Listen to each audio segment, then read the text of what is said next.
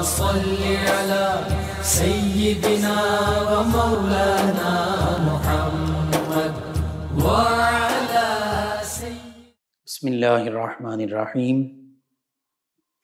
السلام علیکم ناظرین و سامعین کرام۔ پروگرام یاد الہی میں روزانہ عظیم ہستیوں کے تذکارے پاک کیے جاتے ہیں اور اس کے ساتھ ساتھ کچھ ایسے موضوعات پر گفتگو ہوتی ہے جن سے آپ کو رہنمائی حاصل ہوتی ہے۔ آج سیدنا لوط علیہ السلام آپ کے تذکارے پاک ہوں گے۔ اس سے پہلے اسماء الحسنی میں سے اللہ تعالیٰ کا اسم ذات، اسم جلالت اللہ، اس کی برکات اور وظائف کے طور پر کیا فوائد ہیں چند ایک میں عرض کرتا ہوں۔ اگر کسی شخص کے پسلی، کمر یا سینے میں درد ہو تو کوئی دوسرا شخص باوضو ہو کر درد کے مقام پر انگشت شہادت والی انگلی سے 7 مرتبہ یا اللہ لکھ دے اور اس عمل کو دن میں 7 مرتبہ دہرائے، یعنی 7 مرتبہ درد والے مقام پر یا اللہ لکھنا ہے انگلی کے ساتھ، شہادت کی انگلی کے ساتھ، اور پورے دن میں 7 مرتبہ یہ عمل کرنا ہے، انشاءاللہ پسلی کا درد، سینے کا درد، کمر کا درد یہ جاتا رہے گا۔ اسی طرح جو شخص اپنے گھر یا مکان میں 3 اونچی جگہوں پر اللہ لکھ لے یا لکھوا لے، 3 اونچی جگہوں پر، دیوار پر، چھت پر لفظ اللہ لکھ لے تو اس اسم مبارک کی برکت سے وہ گھر انشاءاللہ تعالی امان میں رہے گا۔ جب تک وہ مبارک اسم یعنی اللہ لکھا ہوا قائم رہے گا تب تک وہ شخص نہ کبھی اس مکان میں دب کر مرے گا اور نہ وہ مکان سوتے یا جاگتے میں اس پر گرے گا، اور نہ ہی اس مکان کے اندر حادثے کی شکل میں اس بندہ مومن کی اچانک موت واقع ہوگی۔ تو جب گھر میں لکھ لیں گے سبھی کمروں میں اونچی جگہ پر اللہ تعالیٰ کا اسم مبارکہ، انشاءاللہ اللہ تعالیٰ ایسی حادثاتی موت سے حفاظت فرمائے گا۔ اسی طرح اگر کسی عورت کے بچہ نہ ہو رہا ہو، ولادت نہ ہو رہی ہو، مشکل پیش آ رہی ہو اور درد ذہ نہایت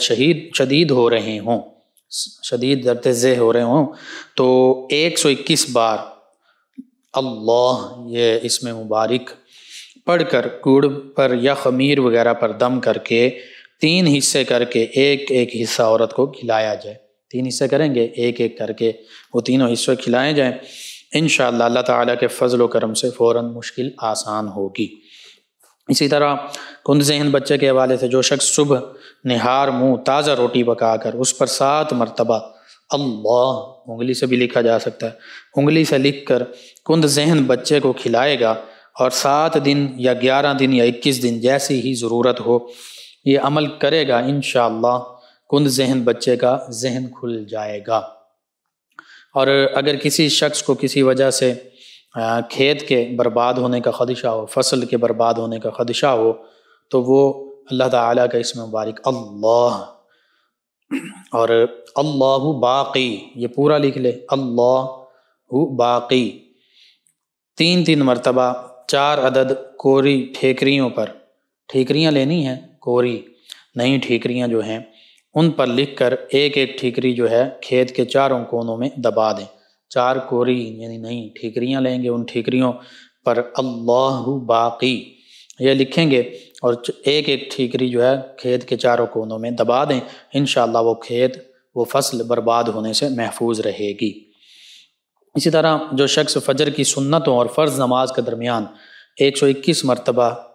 اللہ تعالیٰ کے یہ 2 اسماء مبارکہ یا اللہ یا رحمان، یا اللہ یا رحمان کسی بھی بیمار کے سرہانے کھڑے ہو کر پڑھے گا تو وہ کیسا ہی شدید بیمار کیوں نہ ہو انشاءاللہ 7 دن میں مرض سے صحت یاب ہو جائے گا، اور اگر اس کی قسمت میں موت ہوگی تو اس کا خاتمہ بالخیر ہوگا، ایمان پر خاتمہ ہوگا اور وہ بآسانی اور سکون کے ساتھ فوت ہوگا۔ اسی طرح اگر کوئی شخص اسم ذات یا اللہ یا اللہ یا اللہ کا بکثرت ورد کرے گا، یا اللہ اللہ ہی پڑھتا رہے گا بکثرت، وظیفہ اس کو بنا لے گا تو اللہ تعالیٰ اسے مستجاب الدعوات بنائے گا، اس کی دعائیں قبول فرمائے گا،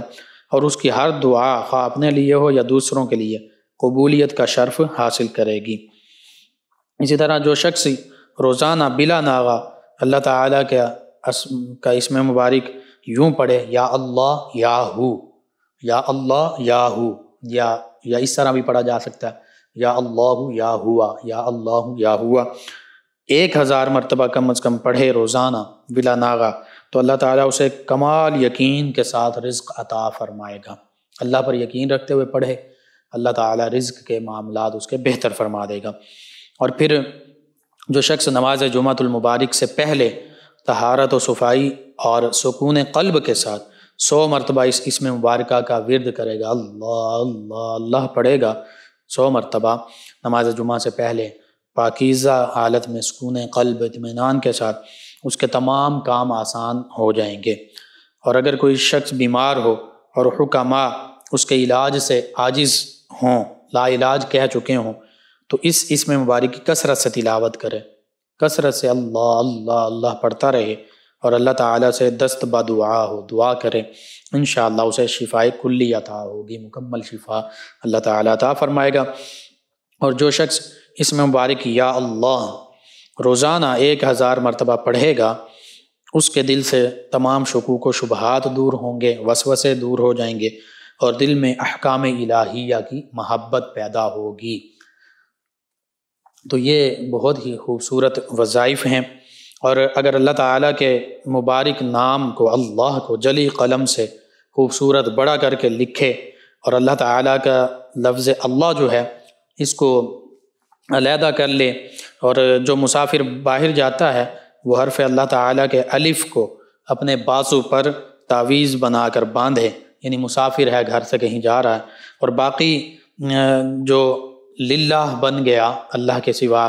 للہ لفظ رہ گیا، وہ اپنے اہل و عیال میں، گھر والوں میں، بیوی بچوں میں امانت کے طور پر رکھ دے، انشاءاللہ تعالی وہ مسافر جو ہے خیریت کے ساتھ واپس اپنے گھر لوٹے گا۔ تو یہ چند ایک اللہ رب العزت کے اسم ذات کے فوائد، برکات، مختلف بیماریوں میں، سفر میں، حضر میں، گھر میں، رزق میں برکت کے لیے۔ حقیقت یہ ہے کہ اللہ سبحانہ وتعالیٰ کے اسم ذات اللہ کی برکتیں بے شمار ہیں جن کا ہم احاطہ ہی نہیں کر سکتے۔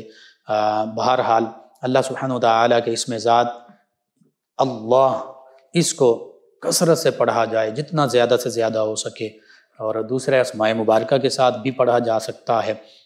زبان کے ساتھ بھی لازمی پڑھیں، دل میں بھی یہ تصور کریں کہ میرا قلب جو ہے ہر وقت اللہ کی یاد میں مشغول ہے، اللہ اللہ پڑھ رہا ہے۔ سانس اندر لے جائیں، انہیل کریں تو اللہ پڑھیں، باہر نکالیں تو اللہ پڑھیں، ہر سانس پر بھی ہم اگر اللہ رب العزت کا ذکر کریں تو پھر بھی کم ہے۔ وَاذْكُرِ اسْمَ رَبِّكَ وَتَبَتَّلْ إِلَيْهِ تَبْتِيلًا، اللہ فرماتا ہے اپنے رب کے نام کا ذکر کرو اور تمام لوگوں سے، ہر چیز سے کٹ کر اسی کے ہو جاؤ۔ تو بس اللہ سبحانہ وتعالیٰ کا کثرت کے ساتھ ذکر کریں، اور اللہ تعالیٰ کے اسم ذات اس کو جتنا زیادہ سے زیادہ ہو سکے اس کو پڑھیں، انشاءاللہ اللہ تعالیٰ ہر قسم کی دینی، دنیاوی، اخروی برکات بھی عطا فرمائے گا، رحمتوں کا نزول بھی فرمائے گا۔ آپ اپنے معمول کا لازمی اس کو حصہ بنائیے، اپنے اعزاء، قریبا، رشتہ دار، دوست، احباب، پڑوسی، محلے دار، امت مسلمہ تک پہنچائیے۔ میرے آپ کے ہمارے بتانے سے مسلمان فرد، کسی بھی مسلمان بہن بھائی کا فائدہ ہوتا ہے، انشاءاللہ یہ ہمارے لیے دین و دنیا آخرت میں بھلائی، فائدے اور نجات کا باعث ہوگا۔ اللہ سبحانہ وتعالیٰ سے دعا، اللہ تعالیٰ ہمیں دین و دنیا آخرت کی بھلائیاں عطا فرمائے، آسانیاں عطا فرمائے، ہمیں آسانیاں بانٹنے والا بنائے، مشکلات سے ہماری حفاظت فرمائے، آمین۔ جی ناظرین و سامعین، سیدنا لوط علیہ السلام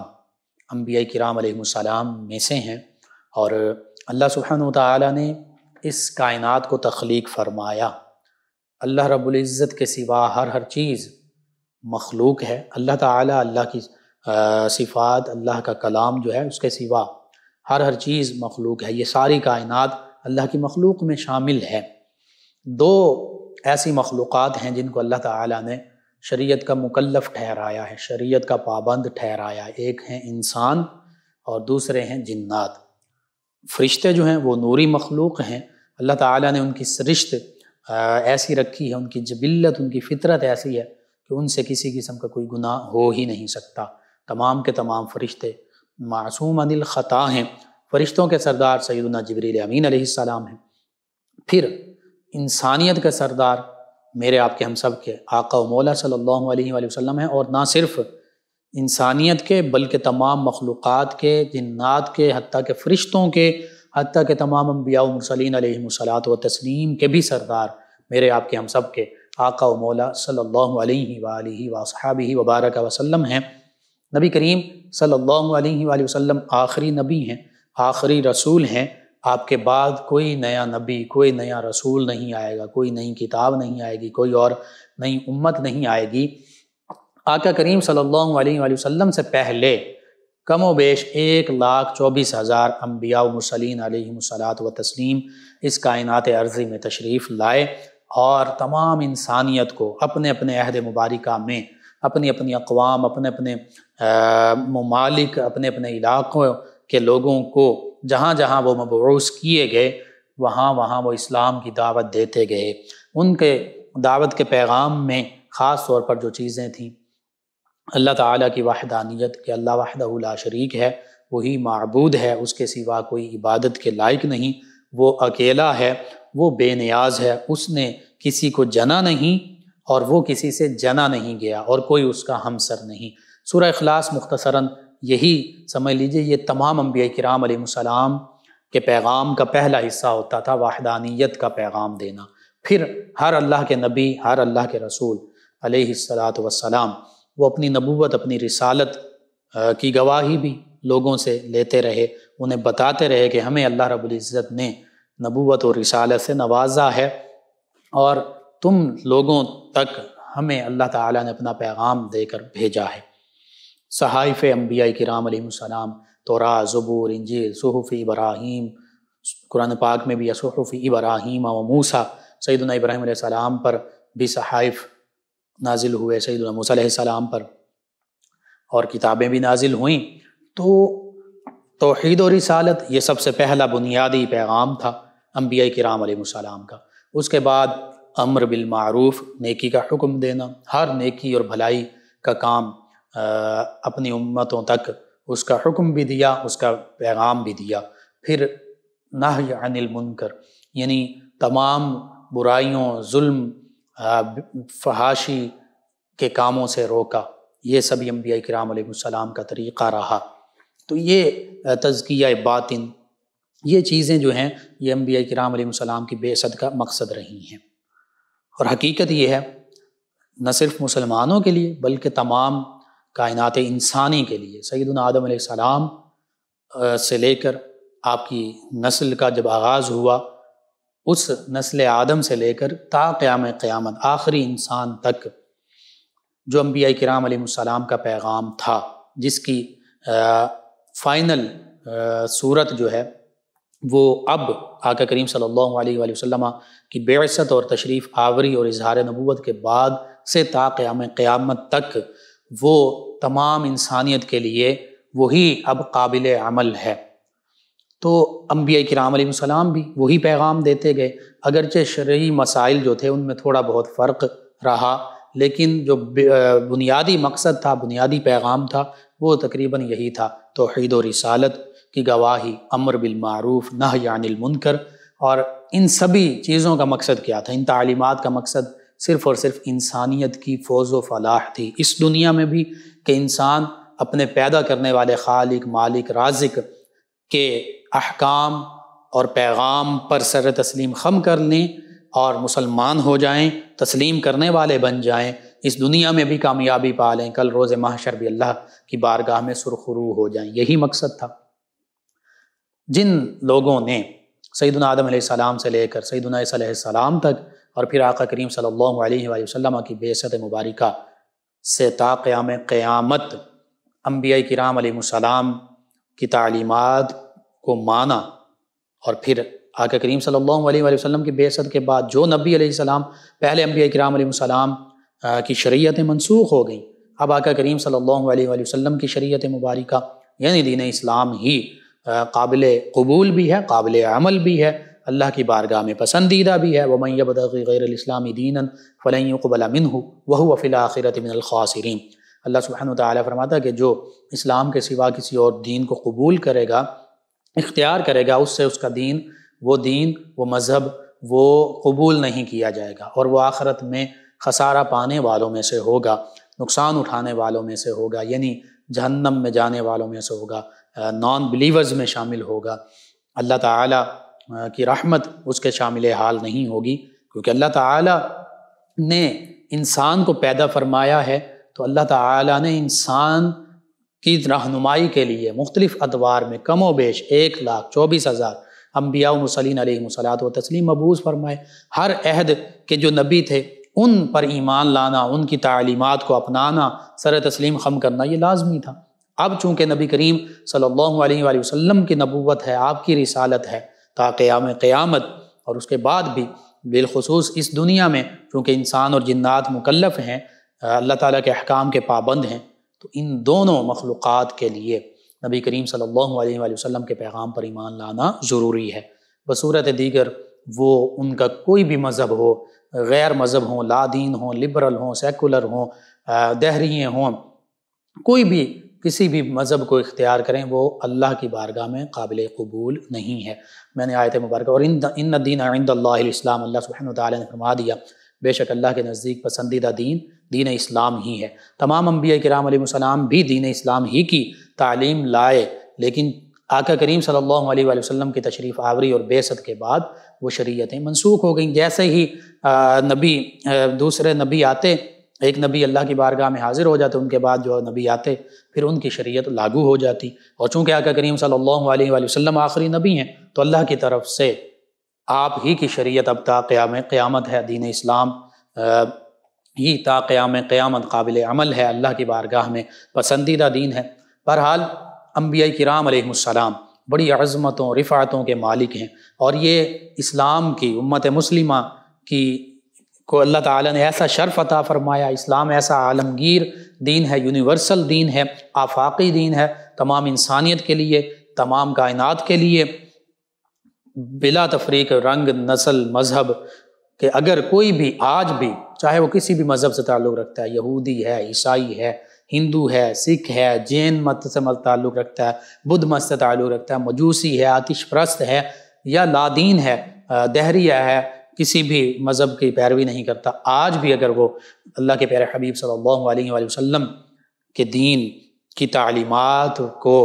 فالو کر لے، اللہ رب العزت کے پیغام پر عمل پیرا ہو جائے، یعنی اسلام قبول کر لے، تو اس دنیا میں بھی فلاح اور کامیابی پا سکتا ہے، اور کل روز محشر بھی اللہ کی بارگاہ میں سرخرو ہو کر اللہ کی رضا کے مقام یعنی جنت کا مستحق ٹھہر سکتا ہے۔ انبیاء کرام علیہ السلام، اسلام دین عالمگیریت کا دعویٰ کرتا آفاقی دین ہے۔ کیسے؟ تمام مسلمان نبی کریم صلی اللہ علیہ وآلہ وسلم کی ختم نبوت، ختم رسالت پر ایمان لانے والے یہ بھی اقرار کرتے ہیں کہ ہم اللہ پر ایمان لائے، اللہ وحدہ لا شریک ہے، اسی کی ہم گواہی دیتے ہیں، وہی عبادت کے لائق ہے، نبی کریم صلی اللہ علیہ وآلہ وسلم اللہ کے آخری نبی، آخری رسول، سچے نبی، سچے رسول ہیں، اور پھر ساتھ یہ بھی گواہی دیتے ہیں کہ ہم تمام انبیاء کرام علیہ السلام پر ایمان لاتے ہیں، ان کی نبوت، ان کی رسالت کو بھی تسلیم کرتے ہیں، اور پھر ہم تمام کتب پر بھی ایمان لاتے ہیں کہ وہ تمام کتب اللہ تعالیٰ کی طرف سے نازل کردہ ہیں، پھر ہم تمام ملائکہ پر بھی ایمان لاتے ہیں کہ وہ اللہ کی نوری مخلوق ہیں، ہم یوم آخرت پر بھی ایمان لاتے ہیں کہ قیامت کا دن بھی ہوگا، اللہ کی بارگاہ میں حاضر ہونا، ڈے آف ججمنٹ، انصاف کا دن۔ اس دنیا میں جس نے بعض اوقات کوئی سمجھتا ہے کہ میں ایمان نہیں لاؤں گا تو میرا کیا کچھ بگاڑ لیا جائے گا، یا کوئی ظلم کر رہا ہوتا ہے تو وہ سمجھتا ہے کہ میرے پاس طاقت ہے، مجھے کوئی روک نہیں سکتا، تو کل روز محشر جو انصاف کا دن ہے اس میں سبھی کے ساتھ انصاف ہوگا۔ جو اسلام قبول نہیں کرتے اللہ کے فرمان کے مطابق، ان سے قبول کوئی اور مذہب، کوئی اور دین قبول نہیں کیا جائے گا، اور وہ خسارہ پانے والوں میں ہوں گے، وہاں انصاف ہوگا۔ اسی طرح کوئی بھی ظلم کرے، چاہے مسلمان ہو غیر مسلم ہو، کسی پر بھی ظلم کرے، اس ظلم کا بدلہ بعض اوقات ہم دیکھتے ہیں یہاں انصاف نہیں ملتا، لیکن کل روز محشر اللہ کی بارگاہ میں انصاف ہوگا، انصاف ملے گا۔ تو یوں پتہ چلتا ہے کہ اسلام کی تعلیمات جو ہیں یہ آفاقی ہیں، اور پھر ہم یہ بھی کہتے ہیں کہ آمنت باللہ وملائکتہ وکتبہ ورسلہ والیوم الآخر والقدر خیرہ وشرہ من اللہ تعالی، اچھی یا بری تقدیر اللہ تعالیٰ کی طرف سے ہوتی ہے، اور پھر والبعث بعد الموت، ہم اللہ تعالیٰ پر مرنے کے بعد ایمان بھی لاتے ہیں کہ دوبارہ اٹھائے جائیں گے مرنے کے بعد، اس بات پر ایمان لاتے ہیں کہ مرنے کے بعد اللہ تعالیٰ ہمیں دوبارہ اٹھائے گا۔ یہی تمام تعلیمات انبیاء کرام علیہ السلام پہنچاتے رہے، امر بالمعروف نہی عن المنکر کا پیغام دیتے رہے۔ سیدنا لوط علیہ السلام سیدنا ابراہیم علیہ السلام کے بھتیجے ہیں، ہاران بن تارخ رضی اللہ عنہما۔ سیدنا ابراہیم علیہ السلام کے بھائی ہیں ہاران اور والد ہیں تارخ، تو یوں ہاران بن تارخ سیدنا ابراہیم علیہ السلام کے جو بھائی ہیں، ان کے بیٹے ہیں سیدنا لوط علیہ السلام، سیدنا لوط بن ہاران بن تارخ رضی اللہ عنہم اجمعین۔ اور سیدنا لوط علیہ السلام کو نبوت ملی تو سیدنا لوط علیہ السلام سیدنا ابراہیم علیہ السلام کے پاس بھی رہے، سیدنا ابراہیم علیہ السلام کے ساتھ انہوں نے ہجرت بھی کی۔ سیدنا ابراہیم علیہ السلام ان سے بڑی محبت اور شفقت کا اظہار فرماتے تھے، اور سیدنا ابراہیم علیہ السلام نے ان کے لیے دعائیں بھی کیں۔ اللہ تعالیٰ نے انہیں نبوت سے نوازا اور پھر قوم سدوم کی طرف انہیں بھیجا۔ اردن، لبنان، اس کا یہ علاقہ آج بھی موجود ہے، قوم سدوم کا علاقہ۔ اور پھر انہوں نے، اور یہ قوم سدوم ایسی قوم تھی کہ اللہ تعالیٰ نے ان کی بھلائیوں کی وجہ سے، پہلے یہ بہت خوشحال تھے، بہت نیکی کے معاملات میں آگے تھے، انبیاء کرام علیہ السلام اور اللہ تعالیٰ کے جو احکامات تھے ان کی پیروی کرنے والے تھے۔ لیکن سیدنا لوط علیہ السلام جب ان کے پاس تشریف لائے تو وہ جو ان کے پہلے آباء و اجداد تھے وہ اللہ کے احکام کو فالو کرنے والے، لیکن یہ قوم جن کے پاس سیدنا لوط علیہ السلام تشریف لے گئے، حالانکہ انہی اپنے بڑوں کی یہ اولاد تھے، لیکن خوشحالی راس نہیں آئی اور پھر اللہ کی نافرمانی میں لگے۔ اور یہ ہوتا ہے بعض اوقات ایسا بھی ہوتا ہے کہ اللہ تعالیٰ کی طرف سے نعمتیں وافر ہوں تو پھر انسان غافل ہو جاتا ہے، اور پھر جب پردے پڑ جائیں دلوں پر، عقل پر، تو پھر ایسا غافل ہوتا چلا جاتا ہے کہ معاذ اللہ ثم معاذ اللہ ایسا وقت بھی آتا ہے۔ یہی قوم سدوم کی مثال کہ انبیاء کرام علیہ السلام کا اور اپنے وقت کے نبی جن پر ایمان لانا ضروری تھا ان کا ہی انکار کر دیتا ہے، اللہ کے احکام کی دھجیاں پہ کھیڑنے لگ پڑتے ہیں ایسے لوگ۔ قوم سدوم کے ساتھ بھی یہی معاملہ ہوا کہ اللہ تعالیٰ نے انہیں نعمتوں سے نوازا، خوشحالی عطا فرمائی، اللہ تعالیٰ نے گھر بیٹھے ان کے رزق کے انتظامات فرمائے، رزق کا اہتمام فرمایا ان کے لیے۔ ان کی جو بستیاں تھیں، باغات تھے، تو ان کو بڑی آسانی کے ساتھ ہر چیز وافر میسر تھی۔ لیکن سیدنا لوط علیہ السلام نے اللہ تعالیٰ کی وحدانیت کا پیغام ان تک پہنچایا اور اپنی نبوت کی گواہی اور پیغام ان تک پہنچایا، تو بجائے یہ کہ اللہ تعالیٰ کی وحدانیت پر ایمان لاتے، سیدنا لوط علیہ السلام کی نبوت پر ایمان لاتے، انہوں نے سیدنا لوط علیہ السلام کو بھی جھٹلایا، سیدنا لوط علیہ السلام کا تمسخر اڑانے لگے، اور ان میں کئی بیماریاں تھیں، کئی گناہوں میں مبتلا تھے۔ اس میں لین دین میں، ماپ تول میں کمی بیشی کرنا، یعنی دھوکہ فراڈ کرنا، یہ بھی شامل تھا۔ اس کے سوا جو مسافر ہوتے انہیں لوٹ لیتے، دیگر کئی بیماریاں ان میں تھیں۔ لیکن خاص طور پر جو سب سے بڑا گناہ ان کے ساتھ ساتھ، یہ بھی گناہ کبیرہ میں شامل تھے، جو لوگوں کے حقوق کے حوالے سے بھی، وہ بدفعلی، خواتین کے ساتھ اور بالخصوص مردوں کے ساتھ بدفعلی، یہ ان کا ایسا عمل تھا جس سے خاص طور پر سیدنا لوط علیہ السلام نے روکا۔ اور یہاں پر آپ اس بات کو ذہن میں رکھیے گا کہ اس عمل کو کبھی بھی معاذ اللہ ثم معاذ اللہ لواطت کے لفظ سے نہ پکاریے۔ اس کی وجہ یہ ہے کہ سیدنا لوط علیہ السلام، لوط کا معنی ہے محبت،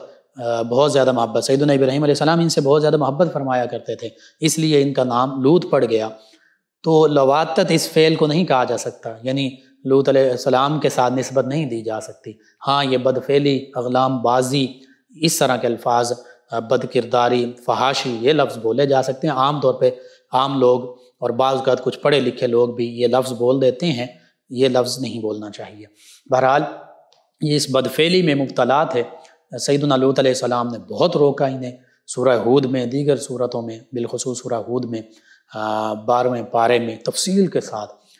ان کا ذکر موجود ہے، ان کی قوم کا ذکر موجود ہے۔ سیدنا لوط علیہ السلام نے ان تمام کاموں سے اور بالخصوص اغلام بازی اور بدفعلی سے انہیں روکا، حتیٰ کہ ایک موقع پر یہ بھی فرمایا کہ یہ میری قوم کی بیٹیاں ہیں، تمہارے لیے پاکیزہ ہیں، تم ان سے عقد کر لو، جو اللہ تعالیٰ نے فطری حکم دے رکھا ہے نکاح کا، مرد اور عورت کے درمیان نکاح ہو، تو اس موقع پر بھی یہ قوم لوط جو ہے، سیدنا لوط علیہ السلام کی قوم اپنے فعل سے باز نہیں آئی۔ اللہ تعالیٰ نے 12 فرشتوں کو بھیجا، اس کا ذکر بھی اسی سورہ ہود میں تفصیل کے ساتھ موجود ہے 12ویں پارے میں۔ تو وہ 12 فرشتے جو تھے وہ نوجوان، حسین و جمیل نوجوان بن کر آئے، سیدنا لوط علیہ السلام کے مہمان بن کر۔ سیدنا لوط علیہ السلام کی بیوی جو تھی وہ قرآن بھی کہتا ہے اِنَّهُ لَيْسَ مِنْ أَهْلِكِ، یہ آپ کے اہل میں ہی نہیں ہے، یہ آپ کے گھر والوں میں شامل ہی نہیں ہے، تو وہ کافرہ تھی۔ سیدنا لوط علیہ السلام کے پاس جب مہمان آئے نوجوان، تو مہمان نوازی انبیاء کرام علیہ السلام کا شیوا ہے، آپ نے ان کو اپنے گھر میں ٹھہرا لیا۔ قرآن فرماتا ہے کہ آپ اس موقع پر تھوڑے سے رنجیدہ ہوئے کہ یہ میری قوم اسی بدفعلی کا شکار ہے، اب یہ حسین و جمیل نوجوان ہیں تو یہ ان کے ساتھ بھی برا عمل کریں گے، یہ میرے مہمان ہیں، تو میرے لیے یہ معاملہ تھوڑا سا میرے لیے معاملہ جو ہے دکھ بھرا ہے۔ اسی آپ کیفیت میں تھے کہ وہ فرشتے جو حسین و جمیل نوجوانوں کی شکل میں آئے تھے، اللہ رب العزت نے انہیں یہ حکم دیا تھا کہ جب سیدنا لوط علیہ السلام میرے پیارے نبی 3 مرتبہ اگر یہ ان لوگوں کی آپ سے شکایت کریں تو پھر اس قوم کو تباہ و برباد کر دینا، اس سے پہلے ان کو ڈھیل دینی ہے، یعنی 1 مرتبہ 2 مرتبہ 3 مرتبہ ان کو سیدنا لوط علیہ السلام نے خاص اس موقع پر بھی، وہ کافرہ جو آپ کی بیوی تھی اس نے جا کے ان لوگوں کو بتا دیا، قوم سدوم کو بتا دیا کہ یوں 12 حسین و جمیل نوجوان ہمارے گھر میں موجود ہیں۔ وہ لوگ آئے سیدنا لوط علیہ السلام سے کہنے لگے کہ یہ جو تمہارے پاس مہمان ہیں انہیں ہمارے پاس بھیجو۔ سیدنا لوط علیہ السلام نے سختی کے ساتھ منع فرما دیا، لیکن وہ باز نہیں آئے، انہوں نے دھمکیاں دیں، دوسری دفعہ پھر آئے، پھر آپ نے منع فرمایا، پھر وہ دھمکیاں دینے لگے، تیسری دفعہ آئے، انہوں نے یوں ہی کہا کہ صبح سے پہلے پہلے ہمارے پاس انہیں بھیج دو۔ سیدنا لوط علیہ السلام نے بہت سختی کے ساتھ انہیں منع فرمایا۔ اس موقع پر سیدنا لوط علیہ السلام کے ساتھ وہ بے ادبی کے ساتھ پیش آئے، تو اب تیسری دفعہ بھی مکمل ہو گیا تو سیدنا لوط علیہ السلام ان مہمانوں سے جو فرشتے تھے حقیقت میں 3 مرتبہ فرمایا کہ یہ میری قوم کے لوگ جو ہیں، یہ قوم سدوم، یہ اس غلط فعل میں مبتلا ہیں، تمہارے ساتھ بھی یہ ایسا معاملہ کرنا چاہتے ہیں۔ تو جب تیسری مرتبہ بالخصوص انہوں نے بے ادبی کی انتہا کر دی، قوم سدوم نے اللہ کے نبی علیہ السلام کے ساتھ بے ادبی کا معاملہ کیا، اور حقیقت میں یہ یاد رکھیے بے عملی یہ بھی نقصان دہ ہے، بہت نقصان دہ ہے کسی بھی قوم کے لیے، مسلمانوں کے لیے بھی بے عملی آج بہت زیادہ نقصان کا باعث بن رہی ہے، لیکن بے عملی کی توبہ کر لی جائے، معاف ہے، بے عملی معاف ہو جاتی ہے، اپنے آپ کو بہتر کر لیا جائے، لیکن بے ادبی اور بے ادبی کی انتہا اس کی کوئی معافی نہیں ہے۔ اور آپ ساری قوموں کی تاریخ پڑھ لیجئے، سبھی انبیاء کرام علیہ السلام کی سیرت اور کردار پڑھ لیجئے، جس قوم نے اپنے نبی علیہ السلام کی بے ادبی کی اس قوم پر پھر اللہ تعالیٰ کی طرف سے عذاب نازل ہوا۔ تو جب اس قوم سدوم نے سیدنا لوط علیہ السلام کی بے ادبی کی اور وہ اللہ تعالیٰ کی طرف سے تیسری جو ڈھیل تھی وہ اس کی میعاد بھی وہ ختم ہو گئی، تو پھر اللہ کے فرشتے اور فرشتوں کے سردار سیدنا جبریل امین علیہ السلام انہوں نے عرض کیا کہ اے لوط علیہ السلام، آپ اپنے گھر والوں کو، بیوی کے سوا، کیونکہ وہ آپ کے اہل ہی نہیں ہیں، ان کو لے کر اس بستی سے باہر تشریف لے جائیے صبح سے پہلے پہلے، اور اس بستی پر اللہ تعالیٰ کی طرف سے عذاب نازل ہوگا۔ سیدنا لوط علیہ السلام اپنی بیوی کے سوا باقی لوگوں کو لے کر، اپنے اہل خانہ کو لے کر اس بستی سے باہر تشریف لے گئے، اور پھر اس بستی پر ایسا عذاب آیا، والمؤتفقات، قوم سدوم کی بستی کو جبریل امین علیہ السلام نے، فرشتوں نے اٹھا کر اوپر لے جا کر نیچے پلٹ دیا، اور پھر اس بستی کو تباہ و برباد کر دیا۔ آج بھی اس بستی کے نشانات موجود ہیں، ہمارے لیے سامان عبرت ہیں۔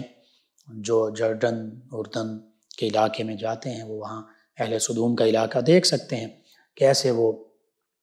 زمین بے آب و گیا، اور پھر اللہ تعالیٰ کی طرف سے وہ جب عذاب نازل ہوا تو اس کی نشانیاں آج بھی موجود ہیں۔ پتہ چلتا ہے کہ اللہ تعالیٰ کے انبیاء کرام علیہ السلام ان کے حکم سے انکار کرنے والے، ان کی بے ادبی کرنے والے، اللہ اور اللہ کے نبی علیہ الصلاۃ والتسلیم کے پیغام کو سر تسلیم خم کرنے کی بجائے، اس پر ایمان لانے کے بجائے اس کا انکار کرنے والے، ان کا یہی حال ہوا کرتا ہے۔ تو آج سیدنا لوط علیہ السلام کی سیرت، آپ کے کردار سے ہمیں یہ پتہ چلتا ہے کہ ہمیں نبی علیہ الصلاۃ والسلام اور تمام لوگوں کے لیے آج یہ پیغام ہے، چاہے وہ کسی بھی رنگ سے، ذات سے تعلق رکھتے ہیں، علاقے سے، کسی مذہب سے تعلق رکھتے ہیں، آج اللہ کے پیارے حبیب صلی اللہ علیہ وآلہ وسلم کا اسوہ حسنہ دین اسلام، اسلام کی تعلیمات یہی قابل عمل ہیں، یہی قابل قبول ہیں۔ اسلام کی طرف آ جائیے۔ اور صحابہ کرام علیہ رضوان، اولیاء کاملین صالحین، حتیٰ کہ ایک اللہ کے ولی، وہ تو یہ بھی کہتے ہیں کہ اگر تو کافر ہے، تو بت پرست ہے، تو مشرک ہے، تو غیر مسلم ہے، پھر بھی اللہ کی بارگاہ میں آ جا، اللہ کی طرف لوٹ آ، یعنی اسلام قبول کر لے، حتیٰ کہ تو گناہ گار بھی ہے تو سچی توبہ کر لے، 100 بار بھی توبہ توڑ چکا ہے، اللہ کی طرف آ جا، اللہ کی بارگاہ میں سر بسجود ہو جا، تو پھر دیکھو کہ اللہ تعالیٰ کی رحمتوں کا کیسے نزول ہوتا ہے۔ اس دنیا میں بھی اللہ تعالیٰ کی طرف سے کامیابیاں، کامرانیاں ملتی ہیں، اور بالخصوص آخرت میں کامیابی اور کامرانی جو ہے یہ پھر اس بندہ مومن کے جو اللہ پر ایمان لے آتا ہے، اللہ کے پیارے حبیب صلی اللہ علیہ وآلہ وسلم کی ختم نبوت، ختم رسالت کو تسلیم کر لیتا ہے، اس کے لیے پھر اللہ تعالیٰ کی طرف سے اخروی نجات اور کامیابیاں ہی کامیابیاں ہیں۔ سبھی انسانوں کے لیے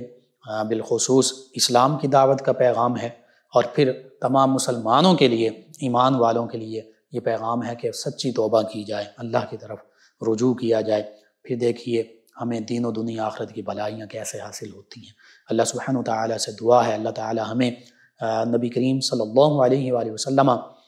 کی ختم نبوت، ختم رسالت پر دل و جاں سے ایمان لانے کی توفیق عطا فرمائے، اور ہمیں اسلام کی جو تعلیمات ہیں ان پر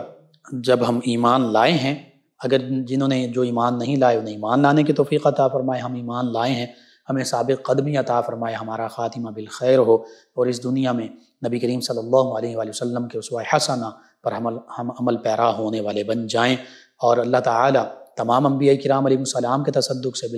بالخصوص سیدنا لوط علیہ السلام، اور خصوصاً بالخصوص ہمارے آقا مولا صلی اللہ علیہ وآلہ وسلم کے تصدق سے امت مسلمہ کو کامیابیاں، کامرانیاں عطا فرمائے، دین و دنیا آخرت کی تمام سربلندیاں عطا فرمائے، آمین۔ اللہم صلی علی سیدنا و مولانا محمد وعلی سیدنا۔ آپ سماعت فرما رہے ہیں پروگرام یاد الہی۔ ناظرین و سامعین، اس دوران ہمیں جوائن کیا زاہدہ صاحبہ، کہتی ہیں کہ رسولی کے حوالے سے کوئی وظیفہ بتا دیں۔ جی، صبح سورج نکلنے سے پہلے اور شام کو غروب آفتاب کے بعد، سورج ڈھلنے کے بعد یہ آیت مبارکہ ہے، 100 مرتبہ پڑھ کر پانی پر دم کر لیں اور پانی پی لیں جب تک مرض پوری طرح ختم نہ ہو، یہ عمل جاری رکھیں۔ کیا پڑھنا ہے آپ نے؟ بسم اللہ الرحمن الرحیم، الف لام را تلک آیات الکتاب المبین، الف لام را تلک آیات الکتاب المبین، یہ آپ نے پڑھنا ہے، اور اس کے ساتھ پڑھنا الرحیم الرحیم الرحیم۔ انشاءاللہ اللہ تعالیٰ شفا عطا فرمائے گا۔ اصغر بلوچ صاحب میں کہتے ہیں پروگرام بہت اچھا ہے اور بڑا سکون ملتا ہے دل کو اس پروگرام سے۔ جی شکریہ آپ کا۔ ایک اور لسنر ہیں عائشہ صاحبہ اور قرۃ العین صاحبہ، کہتی ہیں السلام علیکم لقمان بھائی، کیا حال ہے؟ جی وعلیکم السلام، الحمدللہ۔ کہتی ہیں کہ بہت نائس پروگرام ہے، اللہ تعالیٰ آپ کو جزائے خیر عطا فرمائے، آمین۔ جی اللہ تعالیٰ آپ کو تمام ویورز لسنرز کو جزائے خیر عطا فرمائے۔ ایک اور ہمارے لسنر ہیں میاں والی سے امان صاحب، یہ کہتے ہیں السلام علیکم لقمان بھائی، کیا حال ہے؟ جی وعلیکم السلام، الحمدللہ۔ کہتے ہیں کہ میاں والی سے بات کر رہا ہوں، اور کہتے ہیں سارے جسم پہ خارش ہے، 4 سال سے علاج کروا رہا ہوں، آرام نہیں آیا، کوئی وظیفہ بتا دیں۔ جی میں عرض کرتا ہوں، ایک تو علاج کا طریقہ تبدیل کر لیں، کسی بھی پرانے حکیم یا ڈاکٹر یا ہومیو ڈاکٹر جو ہیں ان سے رجوع کریں، علاج بھی کروائیں، یہ بھی سنت نبوی ہے۔ دوسرا، آپ یا رقیبو 300 مرتبہ پڑھیں روزانہ، اور سورۃ الطارق یہ 3 مرتبہ پڑھیں۔ یہ دونوں چیزیں پڑھ کر 300 مرتبہ یا رقیب اور 3 مرتبہ سورہ طارق آپ اپنے اوپر بھی دم کر لیں. اگر کوئی میڈیسن لگا رہے ہیں یا کھا بھی رہے ہیں اس پر اور پانی پر دم کر کے پی سکتے ہیں. انشاءاللہ اللہ تعالیٰ شفا عطا فرمائے گا. ایک اور لسنر ہیں, انہوں نے کہا السلام علیکم brother, how are you, I am Manahil and I live in Faisalabad and I am student of 10th class. جی وعلیکم السلام, آئی ایم فائن. انہوں نے کہا کہ میں مناہل ہوں اپنا, انہوں نے بتایا, اور 10th کلاس کے اسٹوڈنٹ ہیں. جی آپ کا بھی شکریہ, آپ نے ہمیں جوائن کیا. ایک اور لسنر ہیں, انہوں نے کہا کہ آپ کا پروگرام بہت خوبصورت ہے. انہوں نے کہا کہ ایک سوال پوچھنا ہے, کوئی پریشانی وغیرہ ہو اسٹڈی میں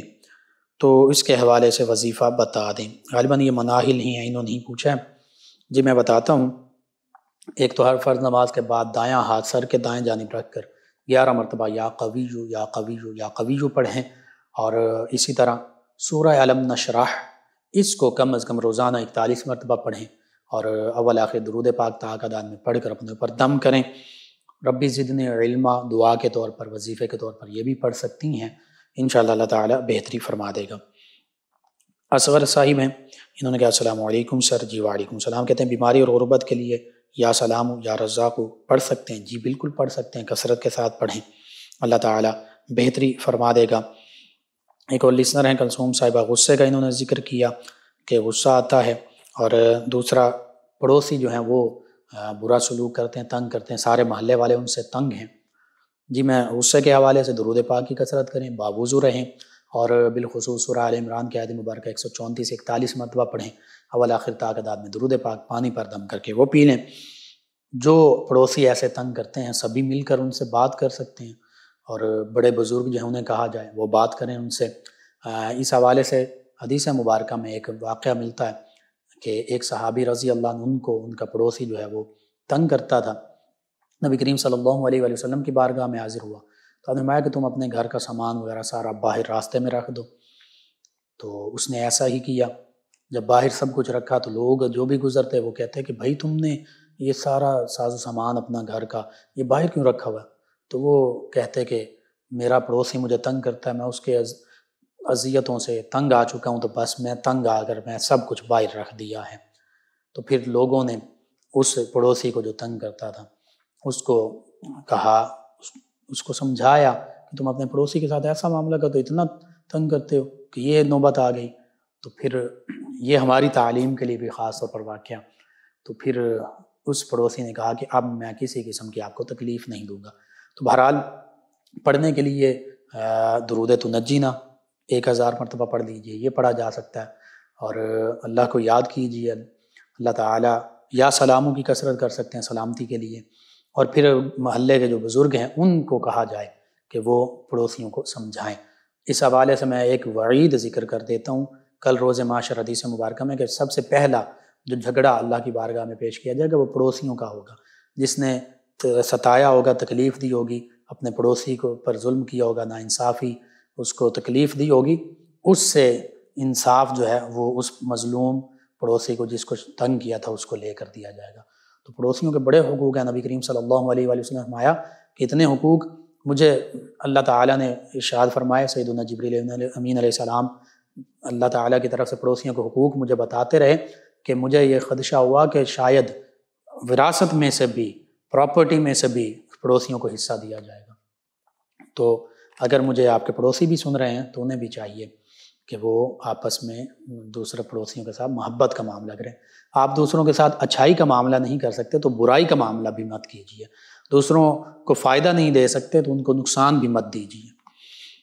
ان کے علاوہ ہمیں جوائن کیا ہے ایک اور ہمارے لسنر ہیں, انہوں نے ہمیں کہا کہ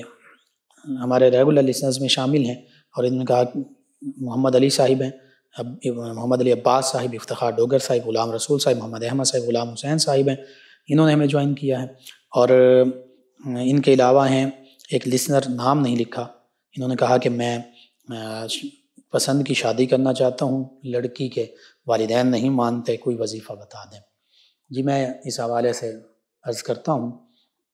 کہ والدین کی مرضی دونوں طرف سے ضروری ہوتی ہے. اگر وہ نہیں مان رہے تو اس میں کوئی اللہ تعالیٰ کی طرف سے حکمت ہوگی۔ بعض اوقات اللہ نے قرآن پاک میں آیا ہم کسی چیز کو پسند کرتے ہیں لیکن وہ ہمارے لیے خیر کا باعث نہیں ہوتی، لیکن کوئی چیز ہم ناپسند کرتے ہیں اللہ کی طرف سے وہ ہمارے لیے خیر کا باعث ہوتی ہے۔ بہرحال اس حوالے سے یہ ہے کہ اپنے والدین کو راضی کریں، ان کے والدین کو راضی کریں، اگر تو راضی ہو جاتے ہیں تو ٹھیک ہے، ورنہ اللہ کی رضا پر آپ راضی رہیں۔ باقی یہ ہے کہ بہتر جگہ پر رشتہ طے ہو جائے، ہو سکتا ہے اللہ تعالیٰ کی طرف سے وہاں آپ کا رشتہ نہیں طے ہونا، تو اس سے اچھی جگہ ہوگی جہاں آپ کا طے ہونا ہو۔ اللہ تعالیٰ ہمارے لیے ہم سے زیادہ بہتری فرمانے والا ہے۔ تو بہرحال آپ سورہ اخلاص اس کو 90 دن تک روزانہ عشاء کی نماز کے بعد 41 مرتبہ پڑھیے، اول آخر تا تعداد میں درود پاک پڑھیے، اللہ سے دعا کیجیے، اللہ تعالیٰ بہتری فرما دے گا۔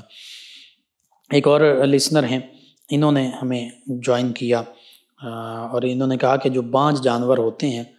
بکری ہے یا بھینس یا اس طرح، تو ان جانوروں کی کیا قربانی ہو سکتی ہے؟ جی قربانی ہو سکتی ہے۔ دوسرا انہوں نے کہا کہ انہیں بیچ کر رقم مسجد میں دی جا سکتی ہے، مسجد پر خرچ کی جا سکتی ہیں۔ جی زکوٰۃ کی رقم یوں مسجد پر نہیں دی جا سکتی مسجد کے لیے، ہاں ویسے اگر مسجد کی خدمت کرنا چاہتے ہیں تو اس حوالے سے بالکل آپ اس کو بیچ کر مسجد میں رقم دے سکتے ہیں۔ یہ ادریس صاحب ہیں، ادریس کاوش 59 ریبے، غالباً گھنڈی ونڈ کلاں، ضلع فیصل آباد سے۔ ان کے علاوہ ہمیں جوائن کیا ہے ایک اور لسنر ہیں ہمارے، انہوں نے کہا السلام علیکم بھائی لقمان۔ جی وعلیکم السلام۔ سننے والوں کو بھی سلام کہا اور کہتے ہیں کہ اللہ تعالیٰ آپ کو تندرستی عطا فرمائے، آپ کو اور سننے والوں سب کو خدا صحت دے۔ کہتے ہیں کہ بھائی میں نے یہ کہنا تھا کہ آپ کوئی وظیفہ بتا دیں کہ انسان جو شک کرتے ہیں وہ اعتماد نہیں کرتے، ان کے لیے۔ جی میں اس حوالے سے عرض کرتا ہوں، آپ یا حیو یا قیوم برحمتک استغیث اس کو کثرت سے پڑھیں، انشاءاللہ اللہ تعالیٰ بہتری فرما دے گا۔ حافظ محمد ندیم صاحب ہیں، یہ کہتے ہیں میں نبینا ہوں اور کہتے ہیں کہ آج کا پروگرام بہت اچھا ہے۔ جی اللہ تعالیٰ آپ کا شکریہ، آپ نے ہمیں ہمارے پروگرام کو پسند کیا، اللہ تعالیٰ آپ کو دین و دنیا آخرت کی بھلائیاں عطا فرمائے، آپ کو آسانیاں عطا فرمائے۔ عابد صاحب مکوانہ سے کہتے ہیں السلام علیکم۔ جی وعلیکم السلام۔ کہتے ہیں پروگرام بہت اچھا ہے اور کہتے ہیں کہ 60 سال کا ہوں اور معذور ہو رہا ہوں۔ یا سلامو کی آپ کثرت کریں، یا سلامو پڑھیں، یا اللہ یا سلامو بھی پڑھ سکتے ہیں، کثرت سے پڑھیں۔ اللہ پر کامل یقین رکھتے ہوئے انشاءاللہ اللہ تعالیٰ صحت سلامتی عطا فرمائے گا اور دوسروں کی محتاجی سے اپنی پناہ میں رکھے گا۔ ایک اور لسنر ہیں، انہوں نے ہمیں جوائن کیا، انہوں نے کہا پروگرام بہت عمدہ ہے، اللہ تعالیٰ آپ کو ترقی عطا فرمائے، سلام بھی کہا۔ جی وعلیکم السلام، نام لکھ دیتے تو میں نام بھی بول دیتا۔ نادیہ صاحبہ ہیں، کہتے ہیں السلام علیکم بھائی کیسے ہیں آپ؟ جی وعلیکم السلام الحمدللہ۔ کہتے ہیں پروگرام ہمیشہ کی طرح بہت اچھا ہے اور کہتے ہیں ایک بات کہوں گی سب سے کہ ہمیشہ اچھے الفاظ بولیں تاکہ اگر واپس بھی لینے پڑیں تو پھر وہ کڑوے نہ لگیں، اور کہا کہ اللہ پاک ہمیں اسلام کی تعلیمات پر عمل کرنے کی توفیق عطا فرمائے، اور کہتی ہیں کہ بھائی آپ کو اللہ تعالیٰ سدا سلامت رکھیں۔ جی آپ کا شکریہ، آپ کو تمام امت مسلمہ کو اللہ تعالیٰ دین و دنیا آخرت کی بھلائیاں عطا فرمائے۔ بالکل حدیث مبارکہ میں کہ مسلمان کے اسلام کی خوبی یہ ہے کہ جو لا یعنی بات ہو، فضول بات ہو، کڑوی بات ہو، اس کو چھوڑ دے، جو بھی چیزیں لا یعنی ہیں ان کو چھوڑ دیا جائے۔ ایک اور لسنر عبدالرشید صاحب کہتے ہیں شادی کے لیے وظیفہ بتا دیں، یہی سورہ اخلاص 90 دن تک 41 مرتبہ روزانہ پڑھیں، عشاء کی نماز کے بعد اول آخر تا تعداد میں درود پاک پڑھیں، انشاءاللہ اللہ تعالیٰ بہتری فرما دے گا۔ ناظرین سامعین کے علاوہ ہمیں جوائن کیا ایک اور لسنر ہیں اور یہ کہتے ہیں کہ اللہ تعالیٰ آپ کو جزائے خیر دے، پروگرام بہت اچھا، نام انہوں نے نہیں لکھا، کہا کہ ماشاءاللہ بہت خوب آپ کا پروگرام ہے، اور انہوں نے ماحول کے حوالے سے کچھ لکھا ہے، رویوں کے حوالے سے۔ آپ دوبارہ لکھ بھیجیے، مجھے آپ کے سوال کی سمجھ نہیں آئی، میں انشاءاللہ دوبارہ آپ کو بتا دوں گا۔ یاسمین صاحبہ کہتی ہیں بھائی امید سے ہوں کوئی وظیفہ بتا دیں کہ اللہ تعالیٰ بیٹا عطا فرمائے۔ جی یہ پہلے پڑھنا ہوتا ہے، بہرحال آپ سورہ کوثر اس کو 111 مرتبہ پڑھیے، دونوں میاں بیوی یا کم از کم دونوں میں سے ایک، اول آخر 11 مرتبہ درود پاک پڑھیے، اللہ سے دعا کیجیے، انشاءاللہ اللہ تعالیٰ بہتری فرما دے گا۔ اسی طرح ایک اور لسنر ہیں رائے احسن اکبر، کہتے ہیں کہ گڈ شو، اچھا پروگرام ہے اور سلام کہا۔ جی وعلیکم السلام۔ آپ تمام ویورز، تمام لسنرز کا شکریہ، آپ ہمیں جوائن کرتے ہیں، اپنے فیڈ بیک سے آگاہ کرتے ہیں، پروگرام کو پسند کرتے ہیں۔ ناظرین و سامعین، پروگرام یاد الہی کا وقت ختم ہو جاتا ہے۔ انشاءاللہ کل صبح دوبارہ آپ سے ملاقات ہوگی پروگرام یاد الہی میں۔ اپنے میزبان محمد لقمان رضا اور ہماری ٹیم کو اجازت دیجیے۔ اللہ نگہبان۔ اللہم صل علی سیدنا و مولانا